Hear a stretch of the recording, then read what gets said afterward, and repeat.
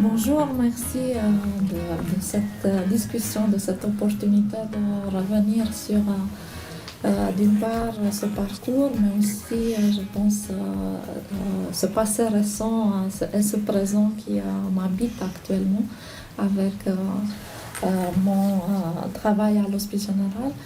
Avant cette immersion, je travaillais comme chercheuse et comme enseignante à l'Université de Genève dans un premier temps et ensuite à la Haute École de Travail Social sur des questions touchant la vulnérabilité, la marginalité, la question migratoire, l'ethnicité.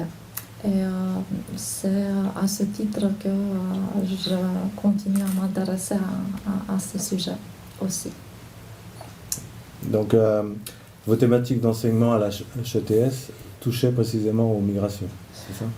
En partie, oui. Je dirais qu'un des enseignements importants est celui en sociologie des organisations. Également, en organisation et projet. Nous sommes organisés par module à la Haute École de Travail Social, dans la formation initiale, dans le master, la formation continue. Il y a des thématiques, j'ai envie de dire, diverses et variées. Et ma connaissance de ces thématiques s'achemine pour correspondre à ces modules. Actuellement, c'est effectivement dans ce domaine-là que mon fonctionnement avec double casquette se configure. Notamment, je mentionne cet enseignement-là, sociologie des organisations. Il y en a d'autres sur la vulnérabilité, sur la question du genre, des expériences dans le care. Il y a plusieurs aspects qui interfèrent les unes avec les autres. Mais je pense que la question migratoire reste effectivement importante, centrale. Qu'est-ce qui vous a motivé pour vous lancer dans une immersion à l'Hospice Général? Moi, ce que j'avais vraiment envie de vivre, c'était un fonctionnement dans un milieu professionnel de l'action sociale qui permet d'avoir un double profil en tant qu'enseignante-chercheuse dans une haute école supérieure. Je pense que cet aspect de la professionnalité est quelque chose de vraiment important et il me semble que malgré mon intérêt pour la partie terrain, la partie concrète de la recherche qui est celle de la collecte de données soi-même, et pas par des interposés qui m'a toujours préoccupée, se retrouve parfaitement dans une dimension de travail professionnel sur ces mêmes terrains. Et cette idée, je l'avais vraiment construite de manière très explicite et très claire, que ce sera le fait de renouer avec le terrain de l'interculturalité, de la migration, de façon très concrète et très effective. Du point de vue de l'Hospice Général, quelle était l'intention de départ? Pour nous, c'est le fruit d'une longue collaboration depuis des années avec la Haute École de Travail Social qui nous tient à cœur, puisque c'est là que se forment les travailleurs sociaux. Et dans ce partenariat-là, on avait profité d'un programme national pour développer les doubles compétences pour les enseignants des hautes écoles et de faire le lien avec la pratique professionnelle. Donc on a déjà eu 2 expériences antérieures et pour nous c'était important de continuer en dehors du programme national et de pouvoir poursuivre sans les budgets, donc en étant créatif aussi avec l'école pour pouvoir continuer à proposer des immersions dans nos terrains professionnels. Et donc on a été très heureux de trouver les espaces pour et de créer ce partenariat avec l'aide aux migrants, qui est un terrain sur lequel c'est la deuxième immersion en fait qui a lieu. Donc je me suis tournée vers mon collègue Olivier pour voir si nous pouvions trouver un bon match d'intérêt entre les centres d'intérêt de Julia qui s'était proposé à la direction de la HETS et puis les terrains de l'aide aux migrants qui semblaient être un terrain idéal pour pouvoir construire cette immersion en fait en partenariat.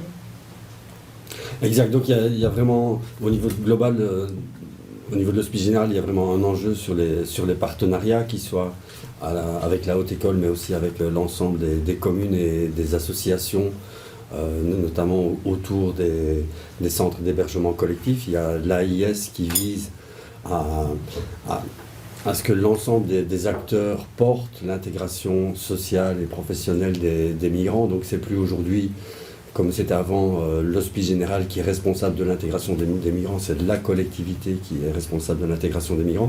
Et là où on parvient à croiser deux objectifs finalement, un objectif de profiter du savoir et de l'expérience de Yulia pour diversifier le travail collectif ou communautaire qui est réalisé avec nos partenaires d'une part, et il y a aussi donc le lien avec la HETS qui est très intéressant à développer. On peut développer des communs ensemble, à la fois dans des logiques de formation continue, mais aussi pour la formation de base avec nos futurs collaborateurs, puisque la HETS est le centre de formation à Genève qui fournit qui forme un maximum d'assistants sociaux.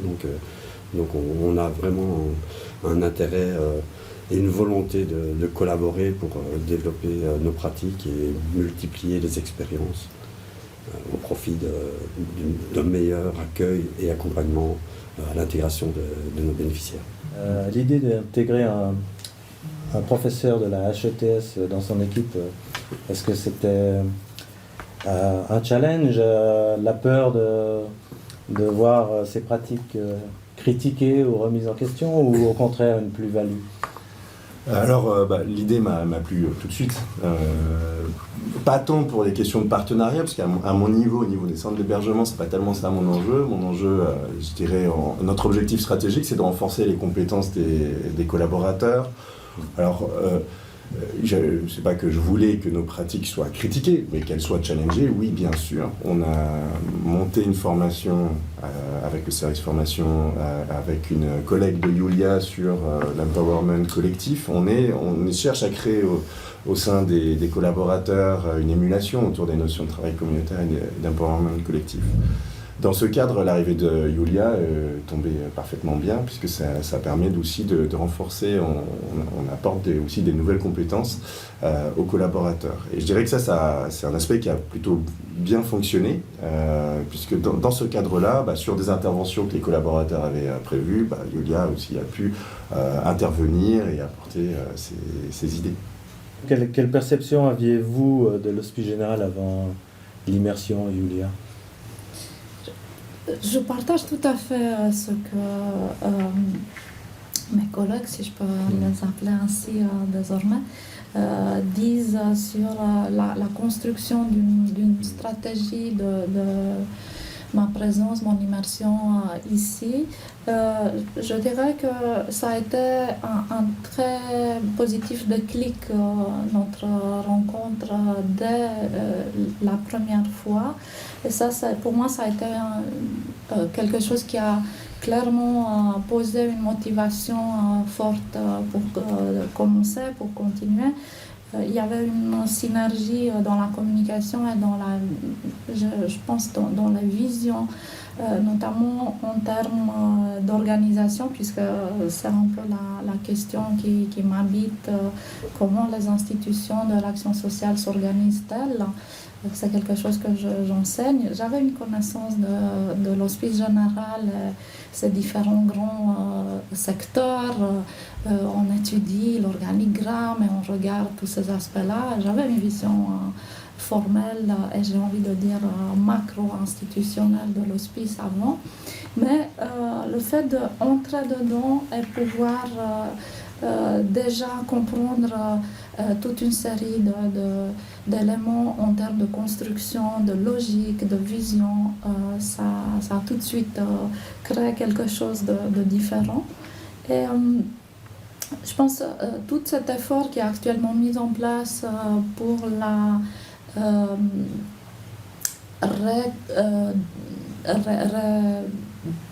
penser en quelque sorte recadrage du profil des assistants sociaux en intégration collective, les ASIC, à l'intérieur d'une logique gouvernance distribuée et partagée, c'est quelque chose qui m'a tout de suite fortement intéressée. Puis c'est là où j'ai effectivement été très attentive à ce qui se passait désormais dans mon environnement de travail.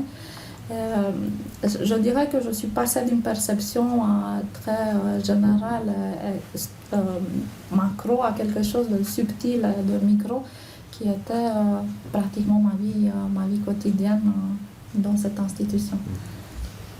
Sybille, concrètement, comment les choses se sont mises en place en amont? Comment on accueille une enseignante, on prépare le terrain, comment on prépare aussi le programme de cette immersion?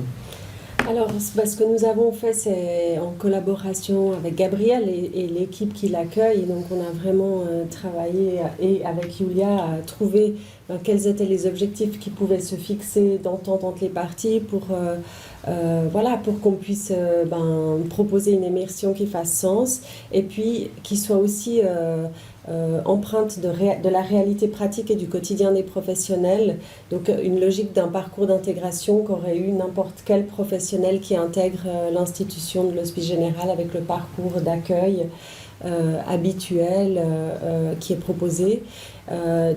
Sur la base de ces objectifs, avec bien entendu la direction de la HETS, on a pu convenir que l'objectif était vraiment de rentrer dans cette pratique. Le premier objectif, c'était de rentrer dans cette pratique et puis de pouvoir y contribuer.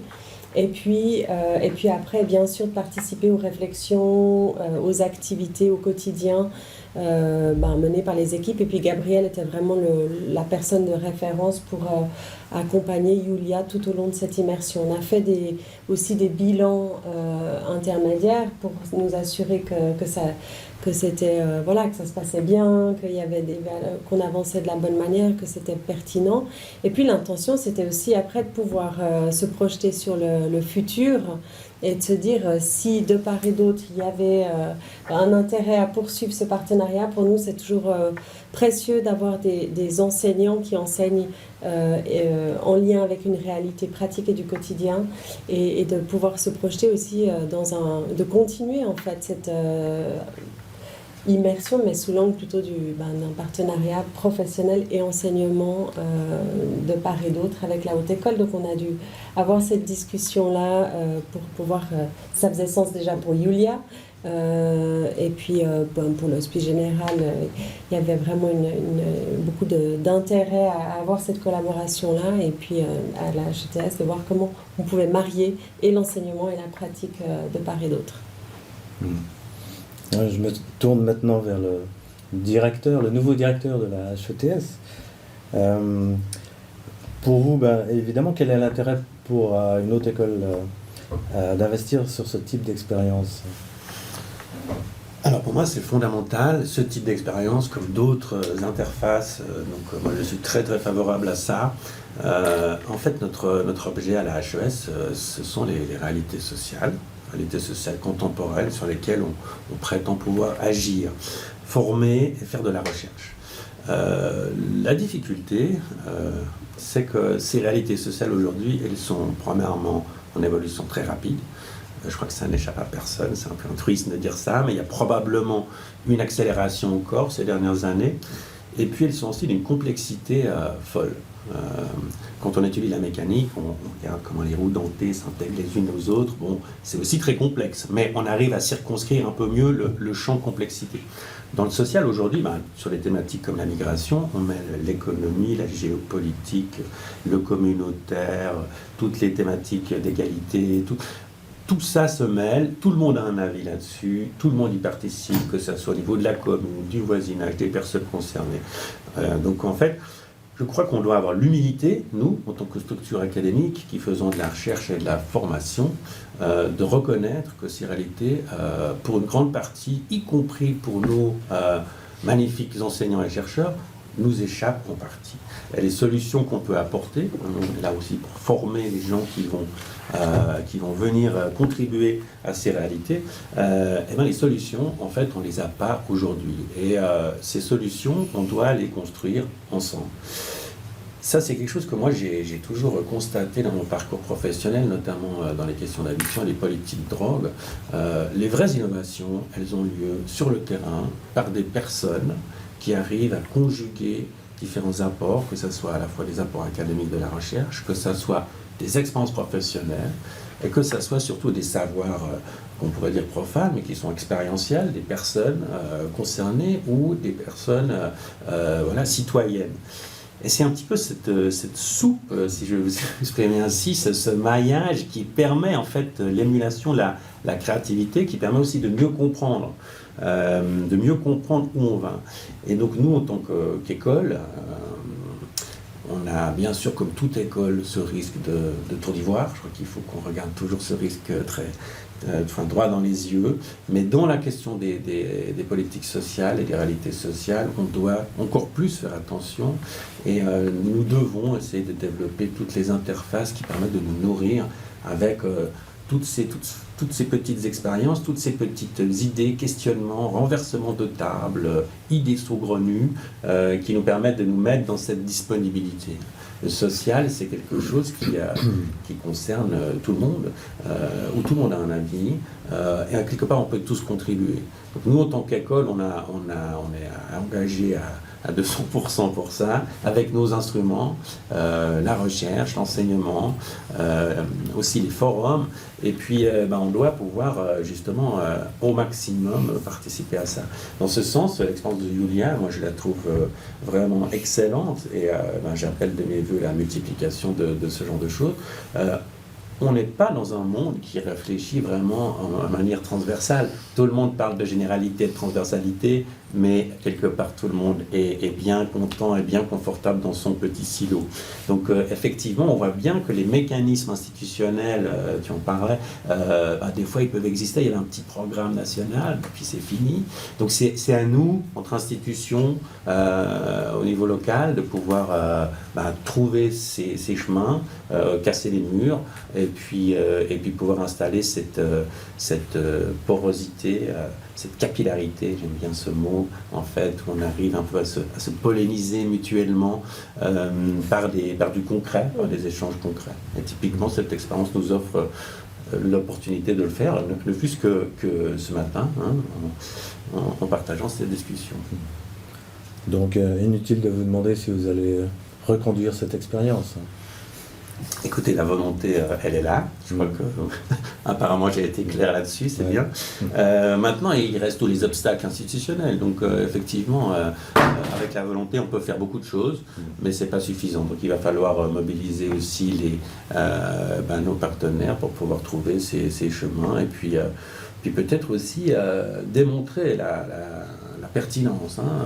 Je pense que l'expérience de Yulia, pour ça, est très très intéressante parce qu'elle nous permet de concrètement démontrer en fait la pertinence, que ce soit pour l'hospice, que ce soit au sein de notre école, et puis peut-être d'autres partenaires aussi qui pourraient être tentés ou de répliquer l'expérience ou peut-être même de nous aider à élargir ce genre de dispositif. Donc on voit que l'enseignement bénéficie de cette immersion. Le terrain également, j'imagine, Gabriel. Oui. Alors moi je pense que concrètement, on l'a vu, moi je cherchais exactement à produire de l'innovation dans l'équipe et je pense qu'elle s'est produite. Donc je rejoins tout à fait Jean-Félix sur cette idée que à des réponses complexes, il ne faut pas donner des réponses classiques. Il faut chercher en permanence à s'améliorer et à créer de l'innovation.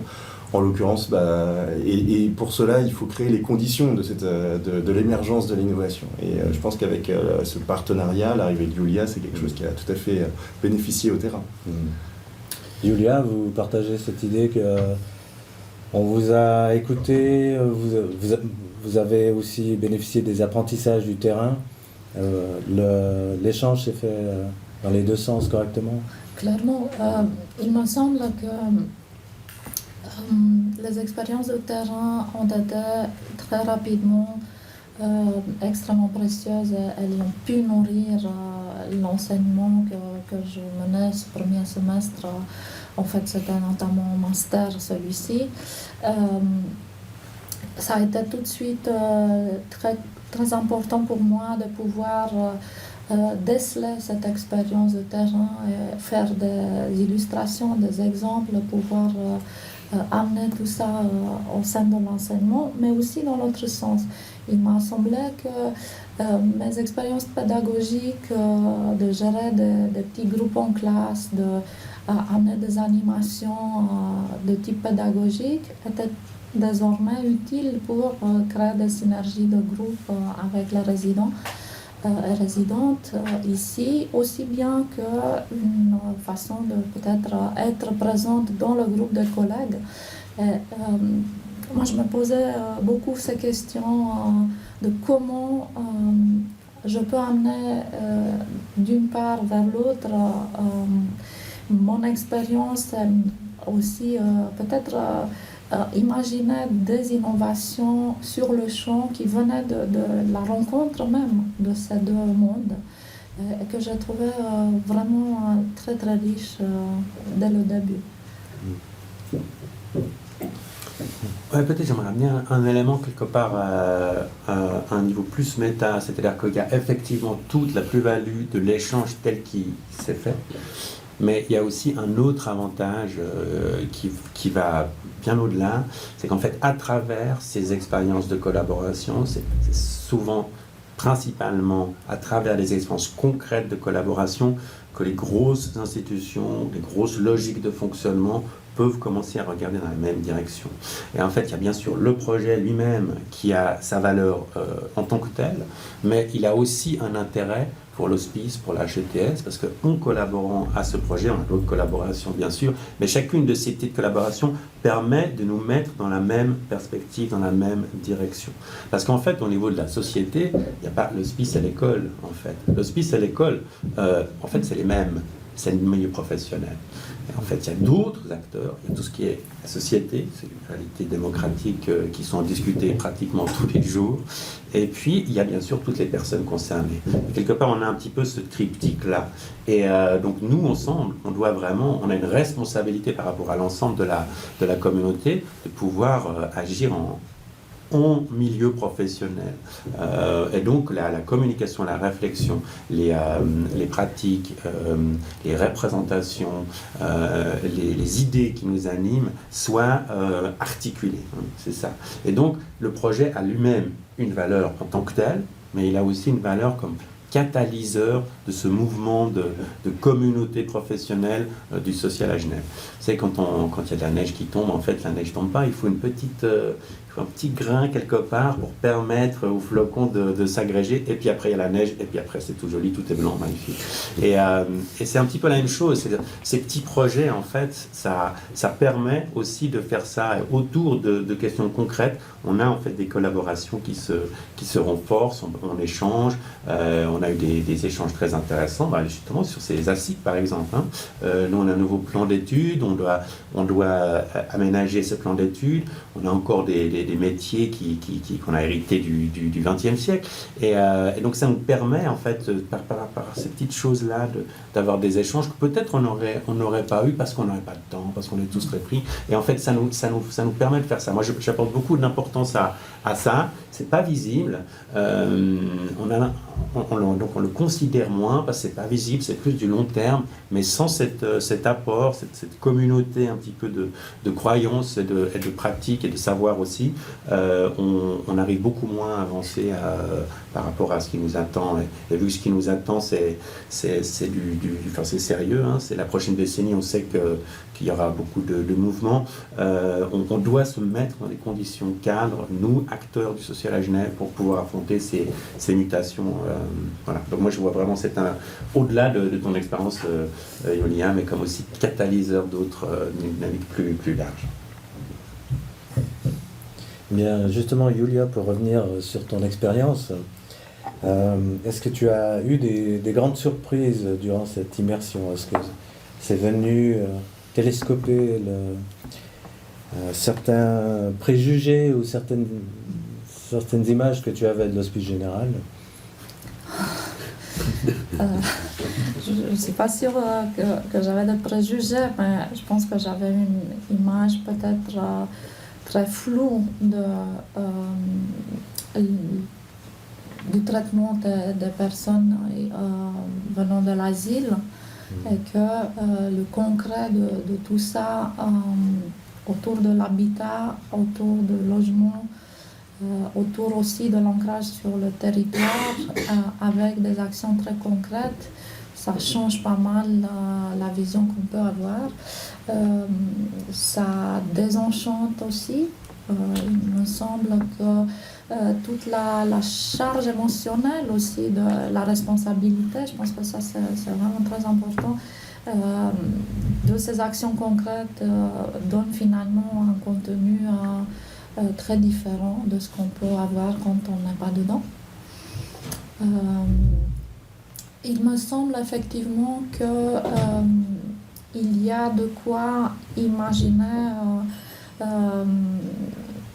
ce métier d'ASIC, assistant social en intervention collective, avec des éléments déjà existants qui sont nos prérogatives dans une école de travail social, c'est-à-dire comment on mobilise l'assistance sociale, l'éducation sociale et peut-être pas en dernier lieu justement l'animation socio-culturelle pour en faire quelque chose qui ait du sens dans ce métier, dont la vocation est justement le développement et l'action communautaire.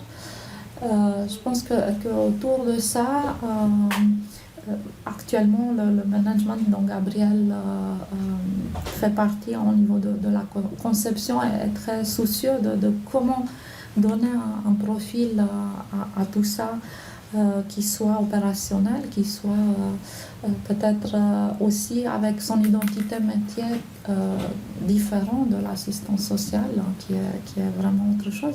Je pense que tous ces éléments-là, dans leur concret institutionnel, dans leurs contraintes et dans leurs ressources institutionnelles, ça c'est très important, et aussi autour du besoin stratégique de la mettre en place. Je pense que ça c'est quelque chose qui est très important et très challenging, j'ai envie de dire, pour quelqu'un qui vient de l'extérieur avec peut-être aussi une forme, je n'ai pas honte de le dire, une certaine naïveté, malgré une expérience dans la recherche, dans l'enseignement que j'ai.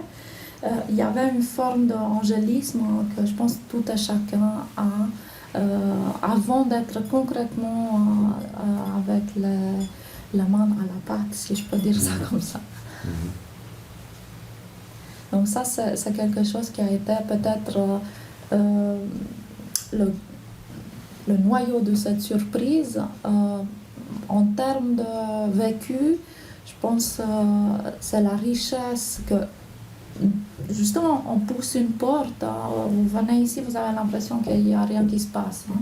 Notamment à une heure un peu creuse où les enfants sont à l'école, les parents se sont repliés après les avoir y amenés. En fait, dès qu'on pousse une porte, on voit à quel point il y a un tel qui a besoin d'un lit, il y a un tel qui a rendez-vous médical à l'hôpital, il y en a une autre dont il faut voir comment sa curatrice va s'impliquer dans tel processus. Donc il y a un tel foisonnement de situations que c'est très très fort et très riche. La partie en quelque sorte peut-être plus difficile à gérer, c'est la charge émotionnelle, la charge des énormes différences de situations que à un moment donné on est vraiment comme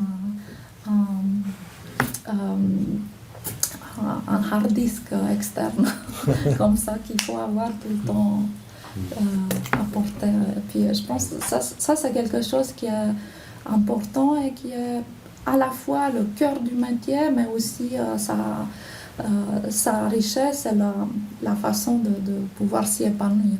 Bien, puisque vous avez été ASIC pendant 6 mois et que tout le monde ne connaît peut-être pas, quel est le rôle exact d'un ASIC? Ce terme qu'on a employé depuis le début de la table ronde. Moi, je pense que pour tout ce qui est dans le social, l'idée de définir exact, comme vous dites, les limites et le champ d'action, ce serait peut-être aller vers une manière peut-être trop stricte et trop rigide de qualifier le social. Je pense qu'il faut peut-être dans un premier temps renoncer à l'idée de donner une définition exacte du métier. Son profil est celui du lien avec l'habitat et le territoire, d'où l'affectation des ASIC au centre d'hébergement collectif en équipe. Ce lien avec le territoire, avec la communauté, à la fois à l'interne, c'est-à-dire créer des synergies collectives à l'intérieur des centres, mais aussi élaborer plein d'actions autour du centre lui-même, en lien avec les communes où les centres sont implantés, en lien avec le milieu associatif, créer ces liens et les entretenir, avoir un suivi de ces projets communautaires et initier soi-même des projets. Je pense que ce serait dans ce sens-là que le profil d'ASIC se définirait, avec, comme je disais tout à l'heure, certaines marges de liberté, certains flous autour des limites qui me paraissent tout à fait normales et légitimes pour octroyer justement cette liberté, que je trouve absolument une excellente idée managériale. Qu'on est d'une certaine manière chargé de projets, tout et chacun, dans les centres d'hébergement collectif, et que ça donne aussi la créativité de ce métier. La dimension communautaire est vraiment très intéressante à construire avec des outils de empowerment individuel et collectif. Il y a cette formation qui est proposée à l'hospice, il y en a certainement d'autres. Il y a tout un catalogue de formation continue qui m'intéresse à titre personnel parce que j'ai envie également de donner encore des flèches à mon arc professionnellement. Et je trouve que cette conception des ASIC comme des équipes des chargés de projet sur le terrain en lien avec la communauté et le territoire est excellente. C'est vraiment... j'ai bien compris que ce n'était pas tout à fait pareil auparavant, qu'il y avait plus quelque part interférence entre les assistants sociaux responsables des dossiers individuels et les ASIC. Ça a l'air de se séparer davantage. Je me réjouis de vivre cette nouvelle ère, on va dire, des ASIC. Ouais. Mm-hmm. Avoir le résultat enthousiasmant. J'imagine qu'il est possible de développer même d'autres types de partenariats, pas seulement en immersion, entre une haute école et le terrain. Est-ce que vous êtes ouvert à tout type de projets crédibles et enrichissants ou... Comme je le disais tout à l'heure, en fait, il faut faire attention de ne pas penser qu'on peut comprendre le réel tout seul et qu'on peut agir tout seul. Je pense que ça, c'est une dérive de nos systèmes publics où on veut des fois trop, pour répondre aux besoins démocratiques, hein, on veut tout comprendre, tout mettre à plat et pouvoir clairement identifier comment on va changer. En fait, ce sont deux idées. Je crois qu'il faut reconnaître que ces idées sont fausses. C'est-à-dire qu'on peut avoir un certain nombre d'informations, on peut renseigner un certain nombre de choses, et puis on peut aussi faire un certain nombre de choses, mais jamais complètement. Jamais complètement. Et plus on va se mettre en lien, plus on va se mettre en réseau, comme notre cerveau d'ailleurs. Notre cerveau fonctionne exactement de la même manière. Un neurone tout seul, il produit du courant électrique, point. C'est tout. Une décharge électrique, c'est tout. Mais quand on met un certain nombre de neurones ensemble, on produit un cerveau qui peut créer de la poésie, qui peut créer des choses extraordinaires.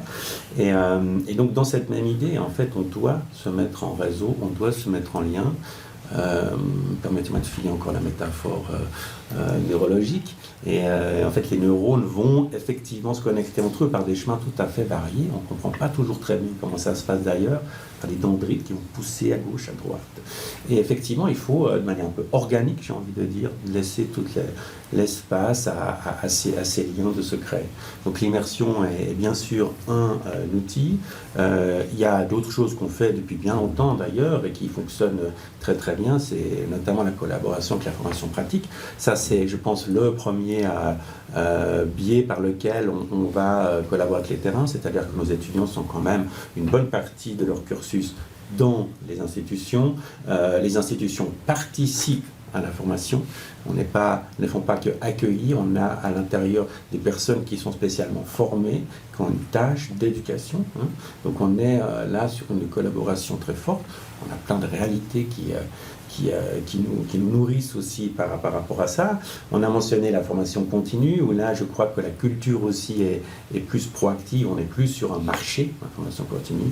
Il y a beaucoup d'acteurs, donc on doit être vraiment en interface avec la demande. Et bien sûr, la recherche. La recherche, des fois, elle manque de visibilité, mais elle se fait uniquement, pratiquement, sur les terrains. Donc elle se fait toujours avec les terrains. Des fois, à tort, on oppose une recherche un peu plus académique, une recherche un peu action, mais la recherche se fait toujours sur des réalités. Donc ça, je pense qu'au niveau de la recherche, c'est aussi un domaine où on peut continuer à développer ces choses-là sur différents points. Alors, on ne va pas faire un exposé sur les perspectives de la recherche, mais il y a principalement une chose qui me semble nécessaire de mieux faire ensemble, c'est de pouvoir, en amont et en aval, discuter la recherche. Discuter sur qu'est-ce qu'on a besoin de faire. En fait, souvent, les acteurs ont des visions, des problèmes, des ressentis. Ils n'ont pas forcément des problématiques de recherche. Et en fait, en tant que chercheur, nous, on a besoin aussi de demandes. Donc les demandes, des fois, ne sont pas claires. Donc on doit mieux réfléchir ensemble sur ce qu'on veut faire. Et puis, alors le faire, ça c'est des questions de recherche. Et après, on doit pouvoir collectiviser et discuter qu'est-ce qu'on fait avec ce qu'on a trouvé. Et ça, c'est peut-être l'aspect où, à Genève, comme partout dans le monde, peut-être à Genève, on est un peu meilleur qu'ailleurs, mais on doit s'améliorer toujours sur cet aspect-là. Comment on fait ce maillage entre le concret, l'académique, le sensible, et puis aussi le politique. Parce qu'on peut avoir des bonnes idées, mais s'ils ne sont pas faciles à mettre en œuvre, donc, comment on marie tout ça? Et ça, ce sont des interfaces qu'on a vraiment développées. Nous, on est en train de développer ce qu'on appelle les réseaux thématiques. Donc ça peut être des labos, des observatoires, des espaces, en tout cas, qui peuvent associer à la fois les chercheurs, les enseignants, tous les milieux professionnels et aussi le monde associatif ou les personnes concernées. Et ça, ce sont des interfaces qui sont très, très, très utiles pour nourrir l'ensemble de la communauté. Et puis, je ne vais pas vous faire une liste trop longue, mais en tous les cas, sachez qu'on est ouvert et preneur à toute autre idée pour aller dans cette direction. Permettez-moi juste de finir par un dernier élément. Il me semble aussi que et Hospice, et HETS, et autres acteurs du social, on doit être des acteurs politiques au sens non politique.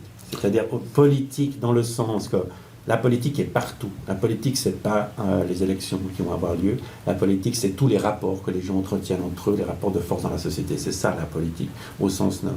Et donc, on doit se mettre au service de ce débat public sur les enjeux politiques. La migration, la précarité, le droit à l'alimentation, ce sont des enjeux sociaux. Et on doit le faire de manière non partisane, parce qu'on n'est pas là pour défendre telle ou telle couleur, on est là pour fournir des éléments. Ce sont des sujets sur lesquels tout le monde débat. On peut voir les baromètres politiques, on voit très bien que les questions sociales sont tout en haut. À l'autre époque, c'était peut-être autre chose, mais aujourd'hui, vraiment, les questions sociales habitent le débat, que ce soit de quartier, de nature politique ou autre. Et donc nous devons pouvoir contribuer à ça. Et donc c'est cette interface entre nous, mais nous ensemble, les interfaces vers les différents espaces de la société. Et ça, je pense que c'est un projet concret on devrait tous se donner à Genève pour pouvoir alimenter ça et éviter la polarisation. Je veux peut-être encore juste un petit commentaire. Je crois qu'on voit tout ce qui se passe aux États-Unis. Moi, je suis très triste sur ce qui se passe aux États-Unis. C'est quand même la plus vieille démocratie du monde. Et on voit que maintenant, les enjeux sociaux sont repris dans ce qu'on appelle les culture wars, la guerre des cultures, en fait. Et ça devient carrément une polarisation politique. De pouvoir avoir un regard scientifique devient un geste politique en soi, marqué dans cette polarisation extrême qui nous fait un petit peu peur pour le futur. Et donc, on doit absolument résister à ça. Et donc, rester à un niveau, à une ouverture qui permette la compréhension et l'intégration de ces différents éléments dans un débat collectif. On est tous assez intelligents pour se parler, on est tous assez ouverts et intéressés par ces sujets pour apprendre les uns des autres. Et donc c'est cette posture-là qu'on doit défendre, et on doit pas seulement bien faire notre travail. C'est-à-dire, on a un mandat, on doit respecter, on a des indicateurs, donc on doit bien faire notre travail. Mais à long terme, pour bien faire ce travail, on ne pourra pas le faire si on n'a pas cette vision un petit peu plus ouverte sur la société, où en fait ça fait partie de notre travail de pouvoir contribuer à ça.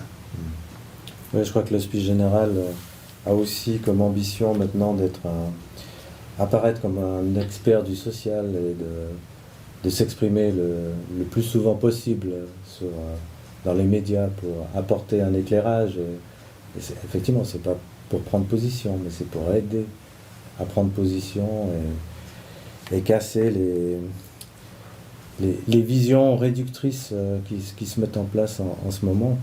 Je crois que le FDRH a aussi pas mal de choses à apporter à ce niveau-là, en ouvrant tout un tas de formations et apporte énormément d'occasions, d'opportunités de réflexion aux collaborateurs. Oui, mais ça me fait plaisir d'entendre que Yulia est aussi curieuse de ce qui est proposé à cet endroit-là. Mais pour nous, avant tout, c'est vraiment de créer des communautés, des mises en réseau des acteurs du social, des professionnels, que ces milieux-là puissent se rencontrer. Et pour nous, le partenariat avec la HETS, il est clé. C'est tout un écosystème avec une maison qui est aussi une porte d'entrée pour les acteurs du social, pour permettre ces rencontres et faciliter ce dialogue-là. Parce que ce n'est pas seulement l'Hospice Général et la HETS, mais c'est tout un écosystème tel qu'il a été énoncé. Donc on vise vraiment au travers de ces espaces-là de favoriser ce dialogue, des espaces d'ajustement, de rencontres, de professionnalisation, pour porter cette intention qu'on a en commun et qui est vraiment quelque chose qui nous tient à cœur. Et moi, j'aimerais demander à Yulia, j'ai vraiment une question que j'aimerais lui poser, c'est qu'est-ce que tu proposerais, je dirais comme ça, vu l'expérience que tu as pu parcourir, quels seraient les conseils que tu nous donnerais pour pouvoir poursuivre sur cette voie-là, de ce que tu as pu vivre, toi, de ton point de vue et de ta perspective, comment on pourrait stimuler d'autres champs d'exploration possibles dans le partenariat qui nous lie, quelles seraient les pistes qu'on pourrait encore explorer. Merci de cette question qui lance un petit peu l'avenir aussi, qui pour moi fait le lien avec cette idée sur la posture politique en fait, dans le sens qu'il me semble le rôle que nous avons notamment sur le terrain des centres d'hébergement collectif est celui de l'éducation, coéducation très participative, très collaborative avec les résidents à la citoyenneté. Et au début de notre discussion, ça a été mentionné ce partenariat avec le Bureau d'intégration des étrangers et la manière dont aujourd'hui l'agenda d'intégration suisse se constitue comme une référence importante pour notre travail. Il me semble que penser le partenariat au-delà du duo hospice, école de travail social, par exemple avec une institution comme le Bureau d'intégration des étrangers. Donc ça, c'est un partenariat plus élargi avec certainement des acteurs associatifs également importants. Je pense par exemple à la coordination asile, pourquoi pas, ou l'Observatoire roman pour les questions de l'asile, OSAR, je crois qu'il s'appelle. Il y a des institutions de ce type-là, associatives, qui ont un profil intéressant dans le débat politique sur la question migratoire. Et donc, au niveau de la stratégie, il y aurait peut-être quelque chose à imaginer dans ce sens-là. Et au niveau du terrain lui-même, inclure des étudiants et étudiantes davantage. Je me réjouis, l'année prochaine, je serai référente de la formation pratique et si la constitution de groupe se fait un peu selon les thématiques, c'est sûr que je pourrais aller voir des étudiants et étudiantes sur leur terrain respectif en lien avec les praticiens formateurs, formatrices qui sont à l'intérieur de l'hospice. Donc là, il me semble que tout ce travail mérite d'être continué et appuyé. Et pourquoi pas avoir d'autres personnes qui viennent de la recherche ou qui auraient envie de poursuivre leur recherche. Je pense à des recherches financées par le Fonds national de la recherche scientifique, mais tout autant de plus petits mandats. Par exemple, les communes peuvent donner des mandats de recherche qui pourraient faire découvrir déjà à leurs citoyens, citoyennes ce qui se passe dans un centre d'hébergement collectif qui est situé sur leur territoire. Je pense que toutes ces ouvertures de dialogue avec des partenaires et en impliquant des personnes comme moi, si je peux dire ça comme ça, mais j'inclus là aussi les étudiants et étudiantes, vraiment méritent de l'attention. Ouais, merci pour ce retour.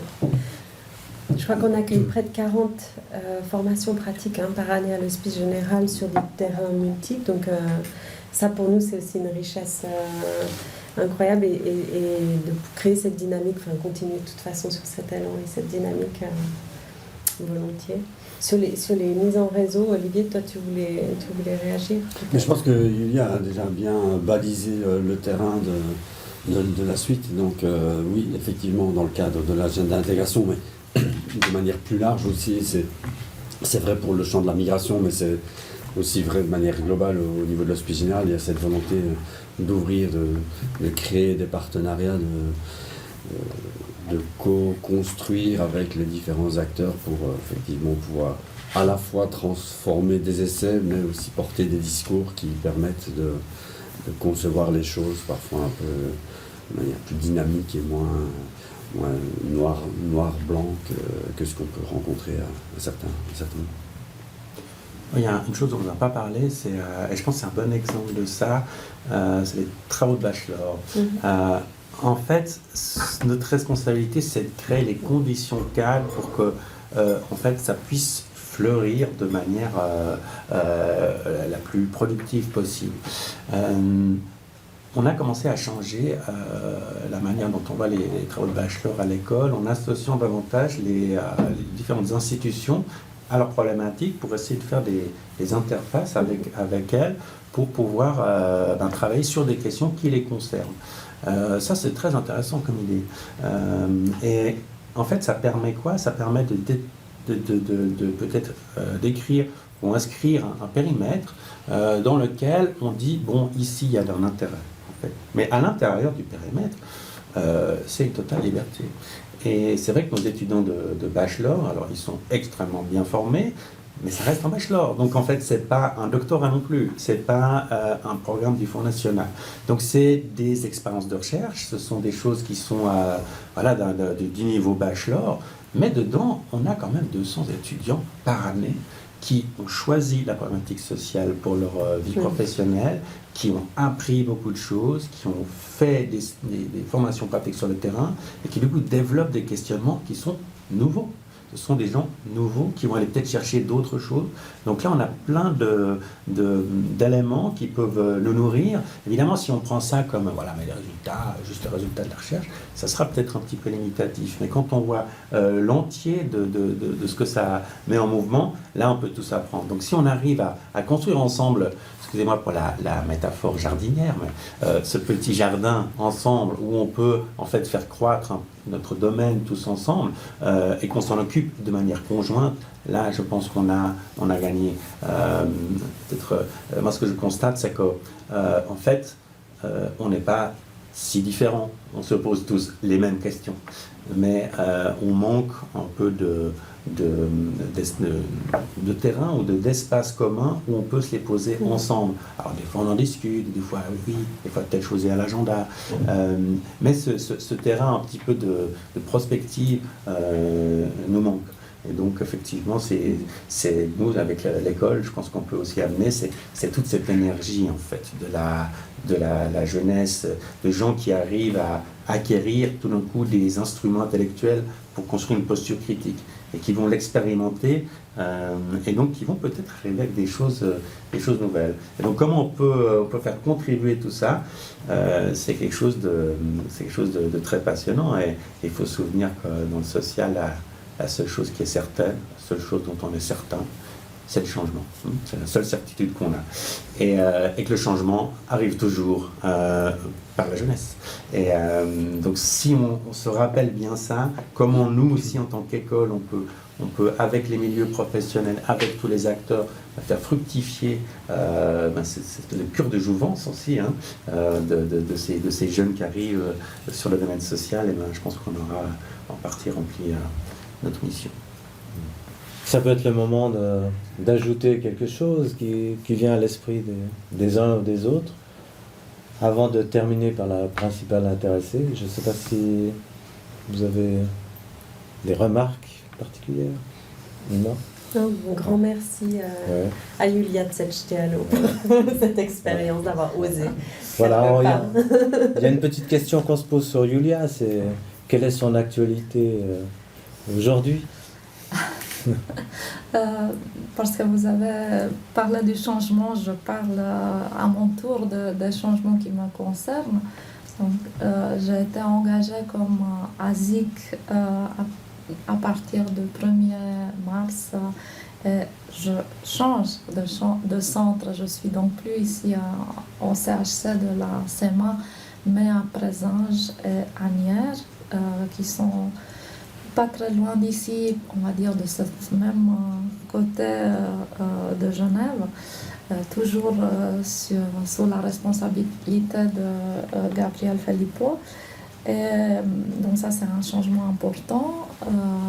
Ça veut dire que je reste dans ce travail comme je l'avais bien imaginé en commençant cette immersion. Donc cette immersion a donné finalement l'ouverture vers cette professionnalité dans laquelle je m'inscris actuellement. Et je pense que c'est quelque chose qui me convient très bien. Je découvre l'intérêt d'être dans un centre un peu plus petit qu'ici, avec un cadre un peu différent en termes d'infrastructure. Ça donne un autre challenge également.